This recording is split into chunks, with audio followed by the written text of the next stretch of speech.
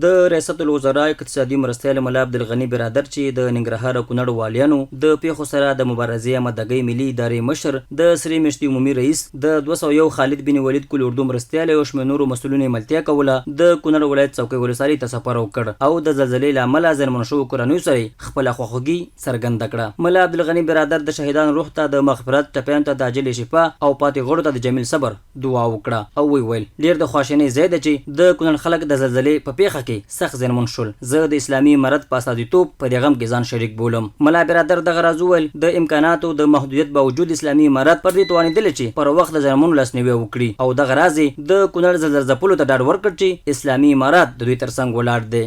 ډېر د خواشینۍ ځای دی چې د کونړ متدین ولس د زلزلې له امله د ویر په ټغر ناست دي او ډېرو پتمنو کورنیو خپل غړي له لاسه ورکړي.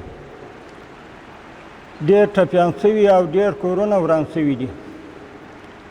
الله جل جلاله دې شهیدانو ته جنت الفردوس، ټپیانو ته عاجله روغتیا او قریبانو ته یې صبر جمیل ورنصیب کړي. زه د اسلامي امارت په نمایندګۍ ستاسې په دې ستر غم کې ځان شریک بولم. اسلامي امارت مو ترڅنګ دی او هر وخت مو په بشپړ لاسنیونه کوي انشاءالله تعالی.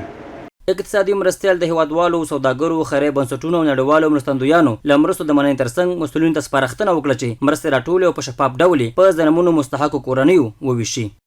ټولو امارتي مسؤلینو ته مو لارښوونه کړې ده چې مرستې راټولې او په شفاف ډول یې پر مستحقینو زیانمنو هیوادوالو وویشي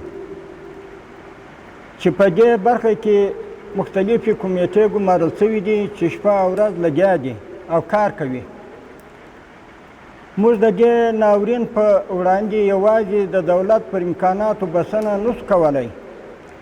دا چې دا یوه لویه او اسلامي وجیبه ده. په هر شتمن تاجر، سوداګر، د خیریه بنسټونو مسؤلینو باندې غږ کوم چې د کونړ له زلزله پلو سره خپله مرسته راوړاندې کړي. د کونړ والي په خپلو خبرو کې د کونړ ولسونو په استازولۍ له اقتصادي مرستیال څخه مننه وکړه چې کونړ ته یې تشریف راوړ او له زلزله ځپلو سره یې خواخوږي څرګنده کړه. کونړ د ولسونو، قومي مشرانو د یو خادم په حیث تا ویلی سو چې د کونړ ولایت مسؤلین او قومي مشران، علماء کرام له تاسې مننه کوي چې دلته تشریف راوړل او په دې مصیبت کې مو زموږ سره شرکت وکاوه او خلقو ولس ته مو اطمینان ورکړو. الله دې تاسې راته قبول کړي. د یادونې وړ ده چې په دې پروګرام کې د افغانستان د سوداګرۍ او پانګونې خونې مسؤلینو له لوري 20 میلیونه افغانۍ او 50,000 امریکایي ډالر د کونړ زلزله ځپلو سره د مرستې په توګه ورکړل شول.